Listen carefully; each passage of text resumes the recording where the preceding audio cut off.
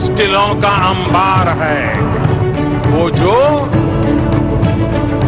मुश्किलों का अंबार है, वही तो मेरे हौसलों की मीनार है। यही समय है, सही समय है, भारत का अनमोल समय है। असंख्य भुजाओं की शक्ति है, असंख्य भुजाओं की शक्ति है। हर तरफ देश की भक्ति है। तुम उठो, तिरंगा लहरा दो, भारत के भाग्य को फहरा दो, भारत के भाग्य को फहरा दो। नमस्कार, हमारे खास कार्यक्रम में आपका स्वागत है। मैं हूं आदित्य श्रीवास्तव। आज बात होगी सेवा और समर्पण के 21 सालों की। दरअसल ये वो 21 साल हैं जो भारत के प्रधानमंत्री नरेंद्र मोदी के राजनीतिक क्षेत्र के तो नहीं बल्कि प्रशासनिक क्षेत्र की अगर बात करें, मुख्यमंत्रित्व काल की अगर बात करें, गुजरात के जब वो पहली बार मुख्यमंत्री बने तब से लेकर आज तक जब देश के प्रधानमंत्री हैं, देश के प्रधान सेवक हैं, ये वो 21 साल हैं जिसमें न सिर्फ एक राज्य बल्कि एक पूरा देश अपनी विकास के पथ पर आगे बढ़ रहा है। ये वो 21 साल हैं जिनमें इस देश ने नए ख्वाब देखे हैं। ये वो 21 साल हैं जिसमें इस देश ने अपनी सुरक्षा पर एक बहुत बड़ा काम किया है। ये वो 21 साल है जिसमें किसान, गरीब, महिलाएं अपने आप को सशक्त कर रही हैं, सशक्त बना रही हैं। कैसा पूरा व्यक्तित्व प्रधानमंत्री का नरेंद्र मोदी का है और उनका जन्मदिन 17 सितंबर को इस देश ने मनाया है। प्रधानमंत्री ने अपने जन्मदिन पर देश को एक तोहफा भी दिया है, या ये कहें कि देश को एक रिटर्न गिफ्ट भी दिया है। जो 70 साल से चीते इस देश में नहीं थे, वो चीते भारत आ चुके हैं और प्रधानमंत्री ने अपने जन्मदिन पर उनको भी भारत लाकर इस देश को रिटर्न गिफ्ट दिया है। लेकिन कैसा उनका पूरा व्यक्तित्व रहा, कैसे ये पूरे 21 साल इस देश के रहे हैं, एक रिपोर्ट आपको दिखाते हैं, फिर इस पर विस्तार से चर्चा करेंगे।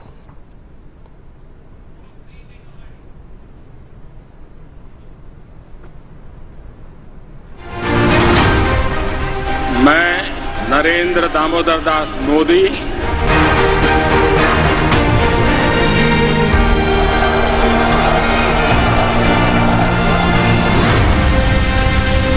ये कहानी उस शख्सियत की है जो दुनिया के सबसे शक्तिशाली नेताओं में से एक है। ये कहानी उस राजनेता की है जो दुनिया के सबसे बड़े लोकतंत्र के सबसे लोकप्रिय प्रधानमंत्री हैं। आज बात उस व्यक्तित्व की होगी जिसने 130 करोड़ देशवासियों की जिंदगी को बेहतरीन बनाने और मानवता की सेवा करने का लिया है संकल्प। मैं नरेंद्र दामोदर दास मोदी ईश्वर की शपथ लेता हूं। नरेंद्र मोदी की जिंदगी संघर्ष, सपनों और समर्पण की कहानी है। ये कहानी उस विराट व्यक्तित्व की है जिसके लिए सेवा ही सत्ता है, जिसके लिए ना कोई छोटा है ना बड़ा, ना कोई हिंदू है ना मुसलमान, जिसने दिया है सबको साथ लेकर सबके प्रयास से सबके विकास का नारा। आने वाले 25 साल के लिए हमें उस पंच प्राण पर अपनी शक्ति को केंद्रित करनी है। तो पहला प्राण, अब देश बड़े संकल्प लेकर के ही चलेगा। बहुत बड़े संकल्प लेकर के चलना होगा और वो बड़ा संकल्प है विकसित भारत। अब उससे कुछ कम नहीं होना चाहिए। दूसरा प्राण, किसी भी कोने में हमारे मन के भीतर, हमारे आदतों के भीतर गुलामी का एक भी अंश अगर भी अभी भी है तो उसको किसी भी हालत में बचने नहीं देना। तीसरी प्राण शक्ति, हमें हमारी विरासत पर गर्व होना चाहिए। चौथा प्राण, वो भी उतना ही महत्वपूर्ण है और वो है एकता और एकजुटता। और पांचवा प्राण, पांचवा प्राण है नागरिकों का कर्तव्य। नरेंद्र मोदी की यात्रा गुजरात के वडनगर की गलियों से शुरू होती है। रेलवे से रॉयल पैलेस जिंदगी का रास्ता बड़ा कठिन होता है।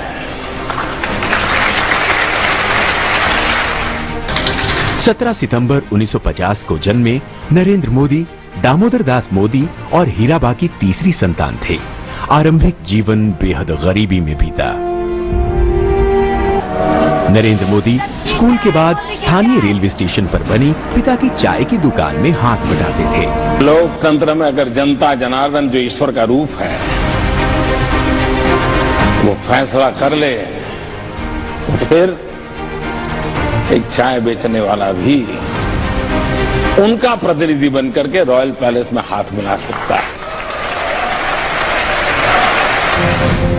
सिर्फ 17 साल की उम्र में नरेंद्र ने घर छोड़ने और देश भ्रमण का फैसला किया। कभी हिमालय को अपना आसरा बनाया तो कभी आश्रमों में सेवा की। खुद को राष्ट्र सेवा के लिए समर्पित करने के मकसद से वो राष्ट्रीय स्वयंसेवक संघ के साथ जुड़ गए। नरेंद्र मोदी देश के एकमात्र ऐसे नेता हैं जिन्होंने आम जनता से राजनीतिक रिश्ते के साथ ही एक भावनात्मक लगाव भी स्थापित किया है।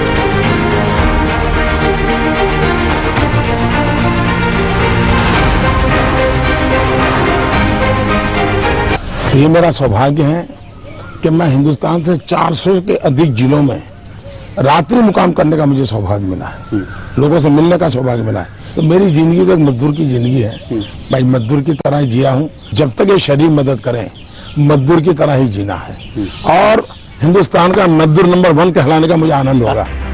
साल 2014 के चुनावी नतीजे इस बात की तस्दीक करते हैं। नतीजों ने न सिर्फ नरेंद्र मोदी को देश के सबसे लोकप्रिय नेता के तौर पर स्थापित किया, बल्कि इसके चलते 3 दशकों बाद केंद्र में पहली बार किसी अकेली पार्टी को पूर्ण बहुमत मिला और वो भी गैर कांग्रेस। तो रेलवे से रॉयल पैलेस तक का सफर, इसका जिक्र प्रधानमंत्री अक्सर करते हैं। ये 21 साल किस तरीके के रहे, इस पर चर्चा करने के लिए हमारे साथ बहुत ही खास मेहमान हैं। हमारे साथ मध्य प्रदेश भाजपा के प्रदेश सचिव रजनीश अग्रवाल जी हैं। रजनीश जी, बहुत बहुत स्वागत करते हैं आपका इस कार्यक्रम में चर्चा के लिए। रजनीश जी, सबसे पहले तो यही जानना चाहूंगा सर, 21 साल सेवा और समर्पण के, कैसे इसको याद किया जाए? कैसे इन 21 सालों को अगर विश्लेषण किया जाए तो एक कार्यकर्ता होने के नाते या एक देश के नागरिक होने के नाते कैसे आप इन 21 सालों को देखेंगे? देखिए, जैसा आपने कहा ना कि रेलवे से रॉयल, तो ये गांव की पगडंडी से शहर की अट्टालिकाओं तक होकर गुजरने वाला व्यक्तित्व है, जिसने अभाव देखा है, जिसने गरीबी देखी है, जिसने मजदूरी की है, जिसने चाय बेची है, जिसने एक बड़ा परिवार अभाव में कैसे जीता है। माँ बर्तन मांजने, घर का काम करने दूसरों के घरों में जाती है और उनका पेट पालती है, पढ़ाती है। वो उस परिवार से होते हुए, गुजरते हुए, तमाम संघर्षों को झेलते और हिमालय में तप करते हुए भी, संगठन का काम करते हुए भी, लोगों को समझने का काम, जो वो कह रहे हैं आपके ही एक संपादक के साथ में कि हमने 400 से ज्यादा जिलों में मुकाम किया है, यानी वहां उन जिलों से साक्षात्कार किया है।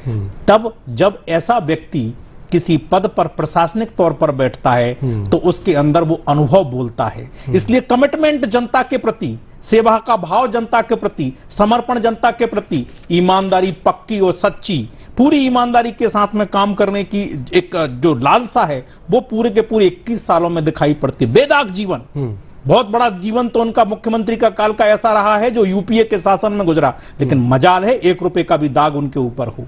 1 रुपए का दाग भी उनके जीवन में ना मुख्यमंत्री के तौर पर ना प्रधानमंत्री के तौर पर। जो सबसे बड़ा रोग इस देश का करप्शन रहा करता था, उन्होंने बेदाग होकर कमिटमेंट के साथ में काम किया, सेवा का काम किया। जो लोग वंचित वर्ग है, जिनको जरूरतें थी, पक्का मकान, पक्का रसोई, पक्का शौचालय, गांव की बेटी की सुरक्षा का सम्मान का मामला हो, छोटी छोटी योजनाएं देने का मामला हो, गांव की किसान सम्मान निधि उसके खाते में पैसा डालने का काम हो, ये मामूली काम नहीं हुआ करते। इसी के साथ साथ वैज्ञानिक तौर पर उपलब्धि लेना, सैटेलाइट छोड़ने के दूसरे देश हमारे लिए कतार लगा के खड़े होना, एक साथ 125 उपग्रह छोड़े जा रहे हैं भारत में, ये मामूली बात नहीं है। वैक्सीन हमारे देश में बन रही है, 200 करोड़ से ज्यादा का डोज कोविड का हमने लोगों को लगा दिया, दे दिया। हम आविष्कार कर रहे हैं, हम कैंसर के वैक्सीन पर काम कर रहे हैं, हम तमाम जो लोग हैं हमें आशा भरी नजरों से देख रहे हैं। आज इस देश की धाक है, साख है, केवल व्यक्तित्व तो उसके पीछे एक है, नरेंद्र मोदी। सर, क्या अलग है? पहले भी इस देश में कई मुख्यमंत्री रहे, इस देश में कई और प्रधानमंत्री भी रहे। ऐसा क्या अलग इन 21 सालों में हमने नरेंद्र मोदी जी के व्यक्तित्व में देखा, जब वो बतौर मुख्यमंत्री, चाहे वो गुजरात की सेवा करने का समय हो, चाहे वो देश के प्रधानमंत्री का वो पूरा काल हो उनके अभी तक का, क्या अलग तमाम और मुख्यमंत्रियों और प्रधानमंत्रियों से? देखिए, मैं एक बहुत बार बार कहा करता हूं, मैं फिर कहता हूं, ठेठ देसी राजनेता यानी एक लाल बहादुर शास्त्री, अटल बिहारी वाजपेयी जी।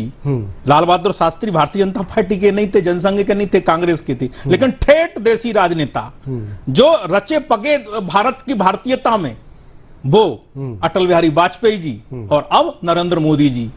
तो वो एक तो ठेठ देसी राजनेता, कमिटमेंट के साथ कम काम करने वाले जुनूनी राजनेता। अटल जी के साथ में एक संकट रहा कि उनको बहुमत की सरकार नहीं मिली, वो कई दलों, 2 दर्जन से ज्यादा दलों को साथ मिलाकर काम करते रहे। ये बहुमत के साथ में आए हुए प्रधानमंत्री हैं, इसलिए पूरे इच्छा शक्ति के साथ में तमाम प्रकार के जो काम अधूरे थे उनको करने का भी इन्होंने लक्ष्य लिया, संकल्प लिया और सिद्ध किया।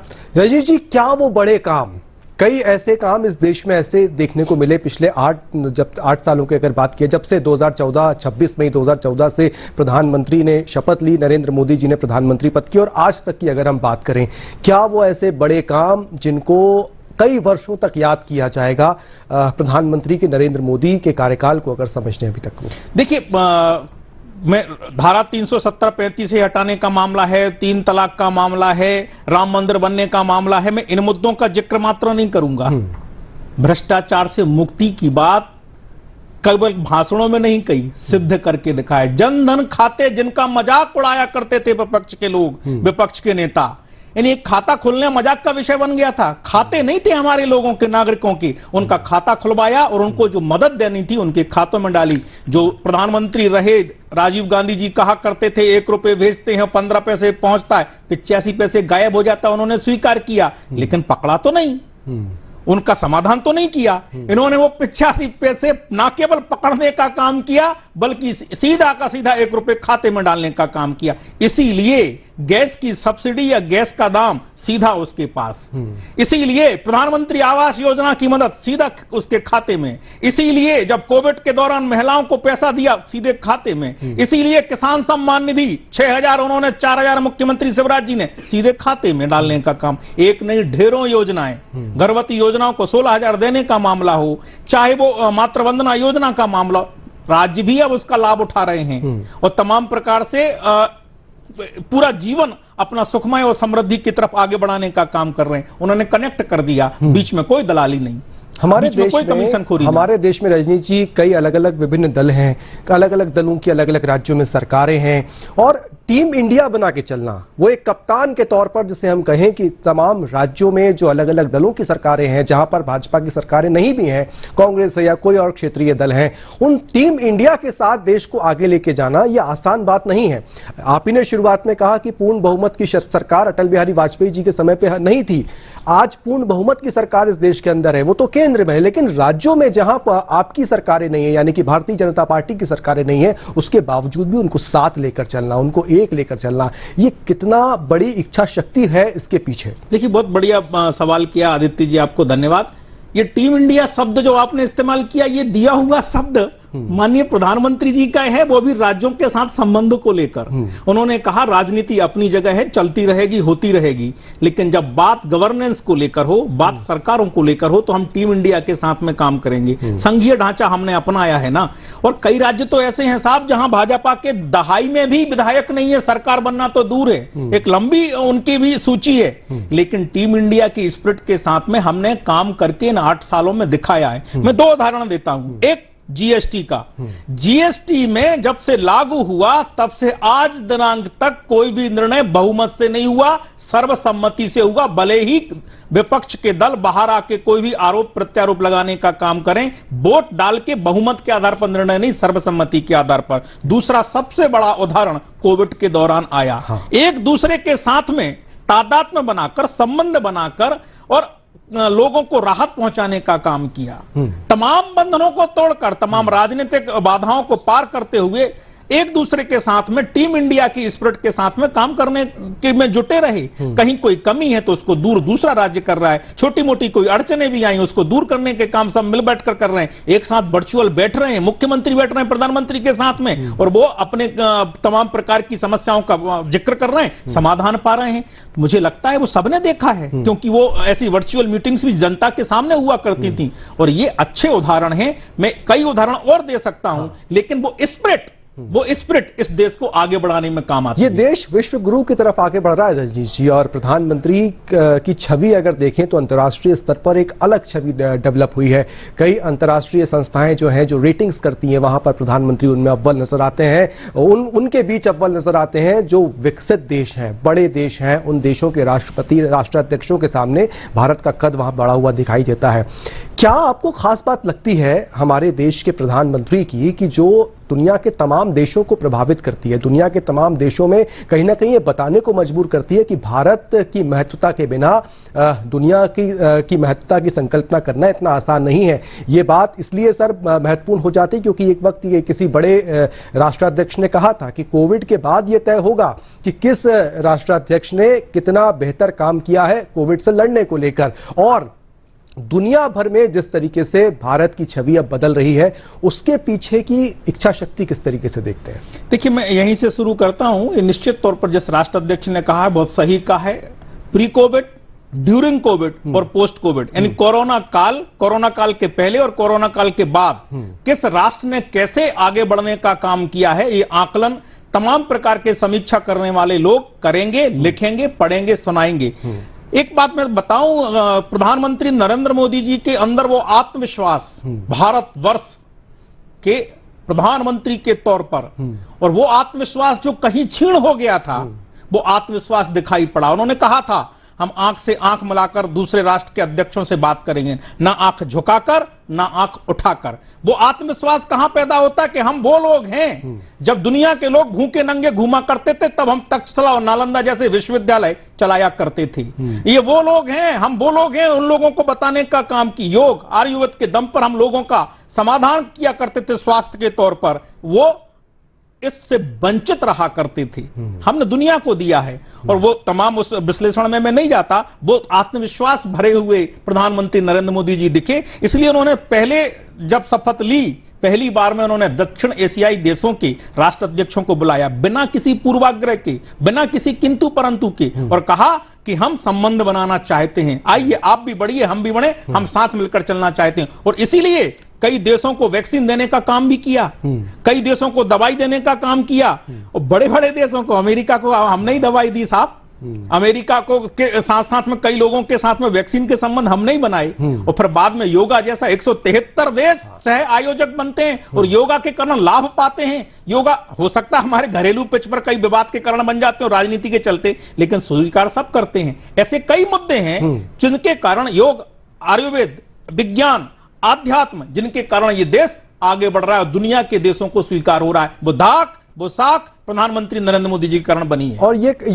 इसका उदाहरण ये भी कह सकते हैं कि जो हमारे दुश्मन देश भी हैं, वहां के भी जो राष्ट्र प्रमुख रहे हों उससे पहले, या इमरान खान की अगर मैं सीधे तौर पे नाम लूं, प्रधानमंत्री जो अमेरिका पाकिस्तान के रहे हैं, आप सोचिए वो खुद कहते हुए नजर आए कि जिस तरीके से भारत की विदेश नीति नरेंद्र मोदी लेकर चल रहे हैं वो काबिल तारीफ है। लेकिन रजनीश जी, अब एक सेवा पखवाड़ा मनाया जा रहा है। भारतीय जनता पार्टी पूरे देश में सेवा पखवाड़ा मना रही है। मध्य प्रदेश में भी भाजपा ने एक पूरी प्लानिंग की है कि क्या वो प्लानिंग है और क्या इसके पीछे उद्देश्य है, क्यों इस सेवा पखवाड़े का आयोजन किया जा रहा है? देखिए, मैं सेवा पखवाड़े का जरूर जिक्र करूंगा। मैंने वो विश्व के संबंधों के साथ में केवल जानबूझ के इसलिए जिक्र नहीं किया कि कोई अगर हमें चोटियां लेने की कोशिश करे तो हम तपाक से भी जवाब देना जानते हैं। सर्जिकल स्ट्राइक भी हमने की और एयर स्ट्राइक भी की। सीमा के साथ कोई समझौता नहीं, सेना के साथ कोई समझौता नहीं, सेना के जवान के साथ कोई समझौता नहीं, क्योंकि केवल हम लड़ाने की बात नहीं करते, हम दुनिया के साथ में स्वस्थ मानसिकता के साथ में आगे बढ़ने का काम करते। इसलिए मैंने दवाइयों की बात की, हमने कोरोना की वैक्सीन की बात की, हमने तमाम आर्थिक संबंधों की बात की, हमने सैटेलाइट के उड़ाने की बात की। जो बात आप सेवा की कर रहे हैं, ठीक वो उसी प्रकार यहां भी है। देखिए, हम देसी राजनीति कर रहे हैं। हमारा देश स्वतंत्र 15 अगस्त 1947 को हो गया।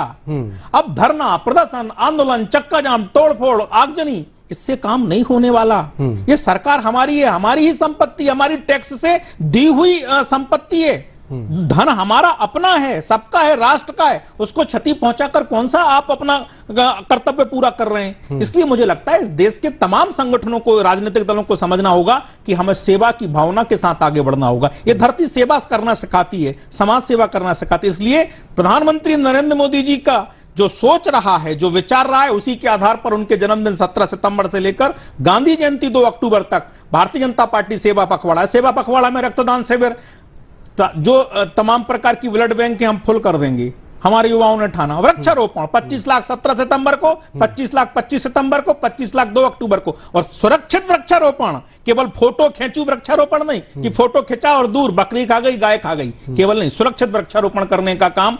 स्वास्थ्य परीक्षण शिविर, कुछ नहीं, हम नहीं इलाज करा सकते तो कम से कम स्वास्थ्य का परीक्षण तो करा सकते हैं। आयुष्मान भारत कार्ड उसका नहीं बना होगा, वो बनवा सकते हैं। 5 लाख तक का स्वास्थ्य का बीमा प्रधानमंत्री नरेंद्र मोदी जी ने दिया, उसका लाभ सुनिश्चित करा सकते हैं। तमाम प्रकार के जो दिव्यांग हैं उनको कृत्रिम उपकरण देकर उनको अगर उनकी जीवन हम आसान कर बना सकते हैं तो वो देने करने का काम।